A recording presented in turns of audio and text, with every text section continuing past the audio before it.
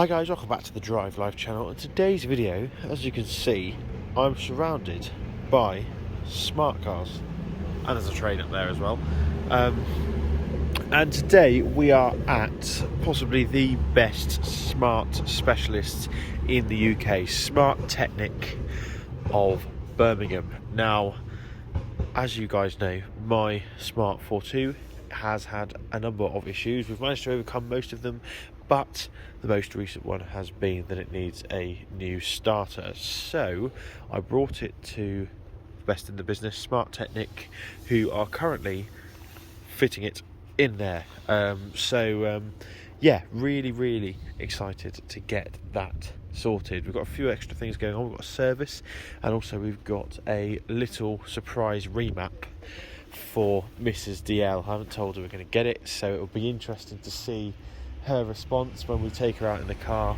Obviously I'm not going to tell her, and we're just going to drive and see how she gets on with it. But yeah, as you can see, there are smart cars everywhere here. We've got two Roadsters as well. There's an old Fiat 124 I think behind there. Not very au fait with my old Fiats, but yeah, let's go and have a look at the Smart Graveyard, which is over the back, because it's a pretty cool thing. Okay then, so starting at the back here, we've got a 4.4 55 plate, and then this is where, well, these are actually all working. These are the sort of fleets. So we've got this sort of highly modified 4.2 Brabus 451 generation. This here is an early 450, but it's not as early as some of the ones down there, and I'll talk you through that. But essentially, this shape and this shape are referred to as the 450s generation. You've then got the 451, which are a bit more modern looking. They don't quite all look like this, but which I'll show you in a second. But this one over here, you'll notice has got the almond-shaped headlights versus the peanut. They're both still 450s, except this one is the facelift. But this one is quite special because you'll notice it's an S-Reg, and it's also left-hand drive. So this is technically called an MCC and not a Smart. Now, they're quite interesting cars. It has Smart branding all over it, but when they first came to the UK, they were registered as MCCs. So if you run that reg, it'll come through as an MCC.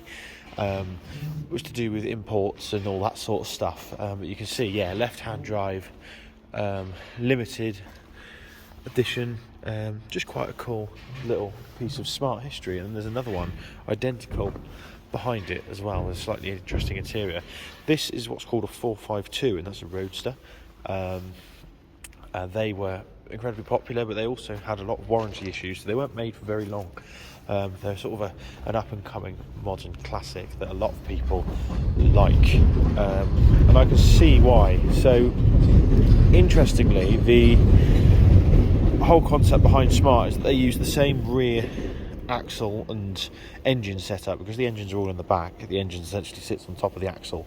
They can take it from that red one there, the 700cc engine, and use the same thing in here as well. So yeah, interesting stuff.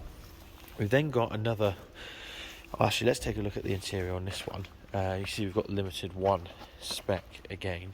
This one's got a very interesting interior indeed. I don't know if you can see that, but yeah, very cool and unique. And then we've got this here, which is a 454, which is a Smart 44, which again, yeah, is quite a cool thing actually. A lot of people overlook these, but they were quite good cars in their day. And the interior I've always liked. There's something a bit interesting, far more interesting than the new 44s anyway. But over here is certainly an interesting place indeed. Notice how a lot of the cars in here are 450s, the early smart cars. That's because they are prone to issues.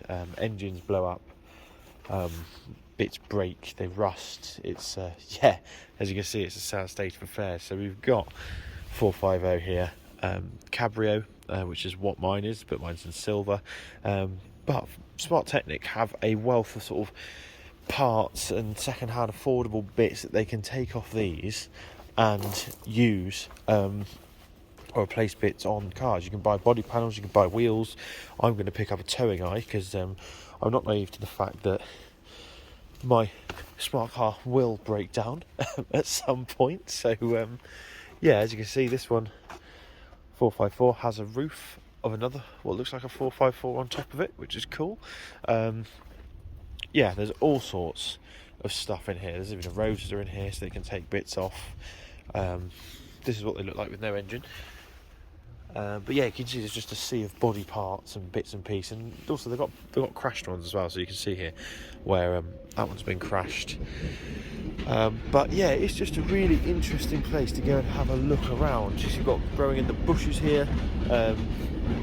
Yeah, cool stuff if you're into smart cars, I suppose.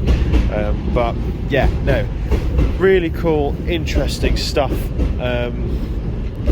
They do everything. They do keys. They can program your new keys. They can repair things. Obviously, I haven't started to change, but they do servicing. They do preventative maintenance. They do engine rebuilds, timing chain changes, all sorts. They're sort of going to be the go-to place for smart cars, or they are the go-to place for smart cars in the UK here. And also, look, we've got a little mascot here. And the trains are exceptionally loud, but yeah, let's go and see what's happening with my car.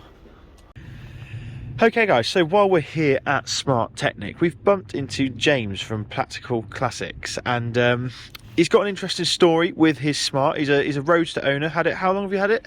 I've had my Roadster 18 years. 18-year Roadster owner, and has recently, or the last 6 months, picked up this little beauty. So yeah, tell us about it. So this is my Smart City Coupe, a 2001 car, so it's one of the early ones, left-hand drive. I found this in a Scottish hedge. A chap in Scotland, I went to pick up some Saab parts, and this thing had no nose on it. It was completely, mouldy and full of weeds, and it was stuffed into a hedge in Aberdeenshire. And I said, look, if ever you're driving south with your empty trailer and you want to bring that, I'll buy it off you. 9 months later, he turns up on the phone, actually. He phones up and he says, do you live near Yorkshire? No, not really. I live in Cambridgeshire. He says, well, I've got your smart car. I'm bringing it to Yorkshire. And I'm thinking, well, when? And he says, now. But I'm at work. So anyway, I've got a friend in Rotherham, and I just told him, I gave him the address. I said, can you just drop it onto a front lawn, and I'll explain later. So he took it to Rotherham, dropped it onto the front lawn of my friend Lynn, and I sort of forgot about it for the rest of the day until the phone rang that evening, and it was my friend Lynn who says, can I just ask you, says, what's this car doing on my lawn? And I said, don't know what you're talking about. She says, I know it's you. So anyway, I came clean and went to pick it up a few nights later, by which time her kids had named it Arthur. I said, why have you called it Arthur? Because it's like Arthur car. So this poor little sort of derelict looking shabby thing is sitting on her lawn, and sort of dragged it off, put it on another trailer, brought it home, cut a long story short, cleaned it all up and got it working again. And as was the case with a car that's been sitting around for many years doing nothing, it needed quite a lot of work, and I brought it here today to Smart Tecnic to just get to have a quick look at it over some of the things that I couldn't do because I ran out of talent. And as always is the case with any old car, two things are absolutely essential when you've got an old car: a great car club and a brilliant specialist. So you need the top advice from both, and old car ownership is nothing without a good club and a great specialist. And as is the case with this little car was going to be crushed, it was going to be thrown away onto the scrap heap and cubed eventually. But 40,000 miles, there was still plenty of life left in this car. Now she's repaired, back on the road, and it's a big sort of two-fingered salute to this dreadful throwaway world we live in these days, where we just throw away old stuff because it's a bit broken. Perfect. As you can see, it's black. It was originally a sort of shade of cream white colour, but I think at some point it's been all the panels were changed to red, and when I picked the car up, all the panels were in bits and cracked and broken, so I went in search of a replacement set of panels for it to match my Roadster, which is also black. So now there it is. It's not perfect, it's still a little bit mouldy in places if you look closely, but got this lovely red interior, as you can see. Normally what happens is those dash tops tend to fade in the sunlight, but because this car's lived its entire life in Scotland, where they don't perhaps get as much sun as we do in the sunny south, that dash top isn't quite as faded as you might imagine it would go. You can see the colour of the seats and the doors are a slightly sharper shade of red, but I really like that. It's great, and it's amazing how much space you've got in there as well. People think because it's a smart car that they're really cramped and small inside, but there's so much room for two. You've got loads of leg room, loads of headroom. Of course, you've got the glass roof in this particular model as well, which gives you loads of sunlight. Not so great on a sunny day because it tends to be a bit like driving around in a greenhouse or a goldfish bowl. It gets a little bit hot. But yeah, perfectly acceptable. People talk about those gearboxes as well. They talk about how rubbish the gearboxes are, but that's a really old sort of version of the electronic gearboxes that you get these days, which are obviously much more technologically advanced. You know, you change gear and the gear changes instant. Back then in the 90s, that was brand new technology. And of course, this is a budget car. This was a city car, so it wasn't meant to be like a sports car. It wasn't meant to be like Audi's DSG or Porsche's 3-clutch technology or whatever the hell they do these days. I'm not quite sure, but you know, this was old technology really now. But back then it was good. Yeah, the gear change is a bit slow, but you know, so we put up with that because it's such a fun car to drive. The ride is pretty awful. You know, it's a bit on the bumpy side, but again, it's designed for cities, designed for just going, you know, bimbling around the countryside. But today I'm driving from the West Country to back home to Cambridgeshire, so a pretty long distance journey, and it's perfectly adequate for that. You just waft along at 70 miles an hour, and it's, you know, it's a fun car. You've got decent stereo, and yeah, it beats my other transport on a long journey, which is a 2CV, a Citroën 2CV. Now, that's a great car. I love them, but they do tend to be a little bit noisy at 70 miles an hour, if you can get to 70. On the downhill stretch with the wind behind you. Oh, yeah, you can do a bit more than 70 on a downhill 2CV. If your foot's to the floor, you've got to watch it a little bit. But yeah, it's a similar kind of thing, you know. The thing I love about the 2CV is the same thing I love about this, in that it feels like it's been designed to be repaired. It's that repairability is built into it. You've got a basic toolkit. You can replace stuff, you can fix stuff, all on bolts to its sort of the bare minimum, and it's like that with the 2CV. You know, servicing of the 2CV is much easier than it is with these, because, you know, it's 1930s, 40s technology really, and so everything is, you know, designed to be accessible. Whereas this, they tended to squish everything under the bonnet. So when you look under the boot of this and you see the engine, you'll see just how tightly packed everything is. But again, it is designed for repairability and accessibility. Once you know how to drop the engine out the bottom of the car, that makes life a lot easier, and that's something that these guys here at Smart Tecnic do with their eyes shut. I haven't tried that yet with this, and I'm not sure I'd want to. I mean, I do basic jobs on it, but I'd like to learn. But really, bringing it somewhere like this, where they know what they're doing, it always pays to take a car to a specialist, because ultimately it saves you money. You take it to a regular garage, they're going to spend hours trying to work out how the car goes together and comes apart. You take it to someone who knows what they're doing with that particular car, they can do it with their eyes shut, and that's going to save you money at the end of the day. Now, interestingly, this one is left-hand drive. Yes. And I've also spotted you've got quite a trick centre console. You've got a CD holder there, and then you've also got a little centre bit here, a bit of storage.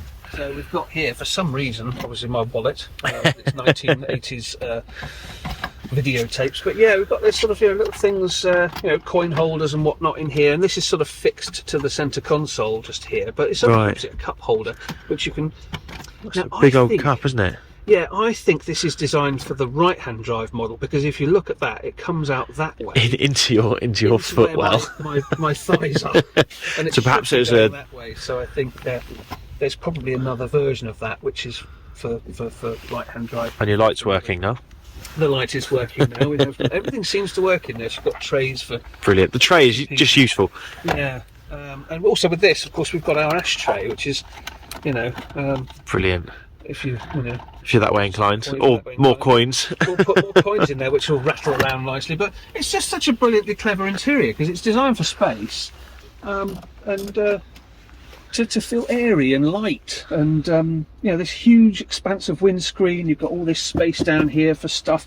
You notice modern cars don't have anywhere to put anything these days, especially on the dashboard, because of safety regulations. They don't want stuff rattling around the place or flying up in your face if you have an accident, so they don't give you anywhere to put stuff, which is always a nuisance. The other thing you notice about this is, as with a lot of old cars, there's no big centre tunnel here. A lot of modern cars, they put this great big wide tunnel here that makes you feel hemmed in, and it's quite claustrophobic, and you couple that with modern cars, very narrow doors, windows, and windscreens and rear screens. You know, they all feel a bit claustrophobic. In this, yeah, sometimes you feel like you're in a goldfish bowl, but it's so airy and light.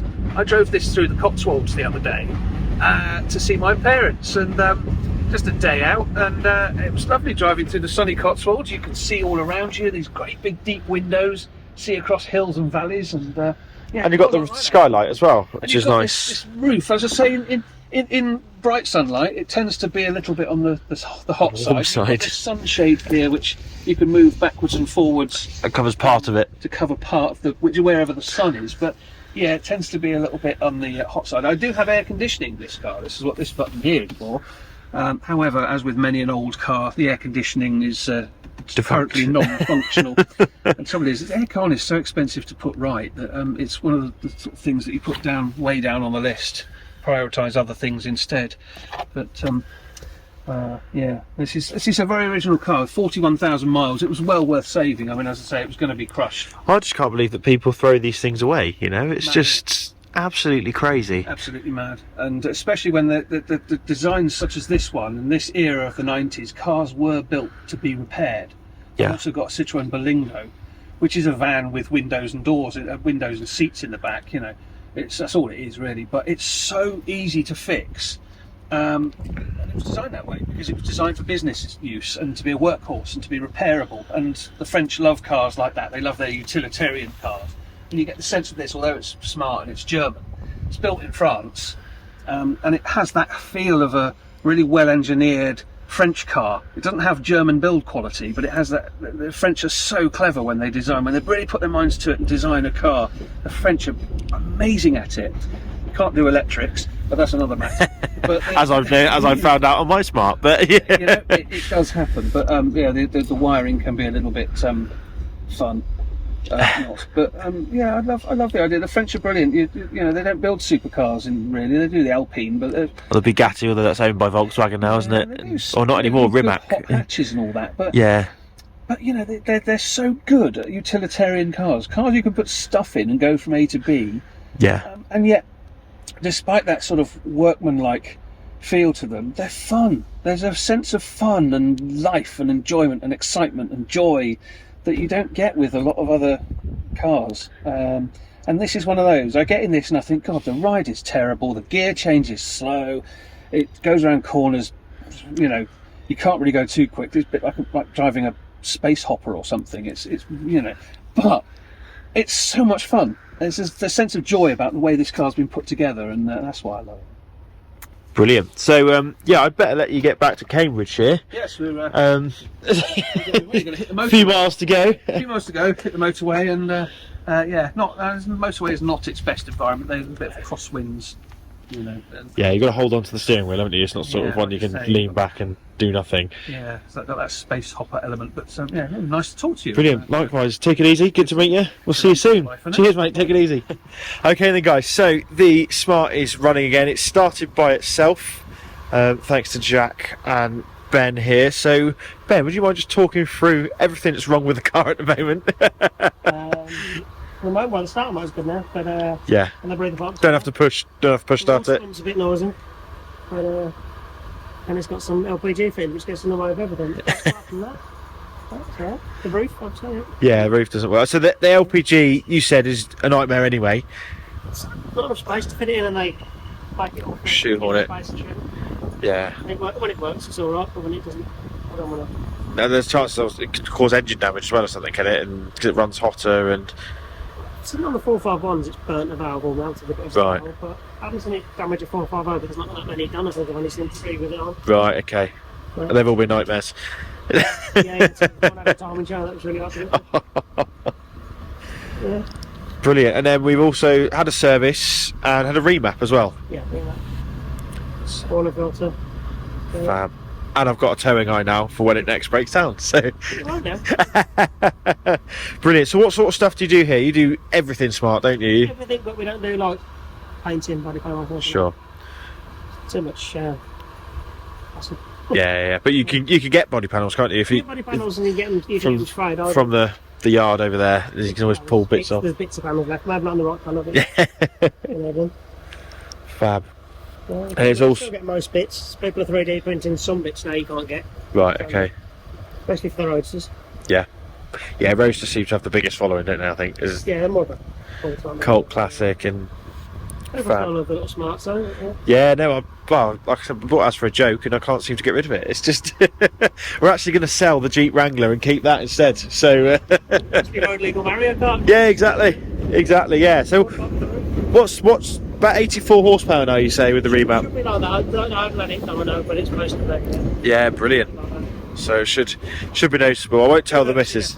Yeah, I won't tell my girlfriend and then just... No, well, it'll go out after I show her. So she'll be driving it mostly, so she'll be getting to her clients a little bit quicker. So brilliant. Well, thank you very much. We better go and settle the bill. Yep. Cheers. Okay then, guys. So we are home, and what a difference this. Well, it's a totally different car. The oil change and the new breather pipes, etc., have made the engine so much quieter when it's running. It sounds like a little sewing machine, which is how it should sound. It was a bit rattly before, but it's all sorted. We've had obviously the remap, which has totally transformed the car. On the motorway, it feels perfectly competent and capable. You don't feel like you're struggling. And then on sort of the B roads, more locally to me, you can nip past tractors, no problem. You don't feel like you're stuck out in the other lane for too long. It just makes the whole car much more usable and much more enjoyable.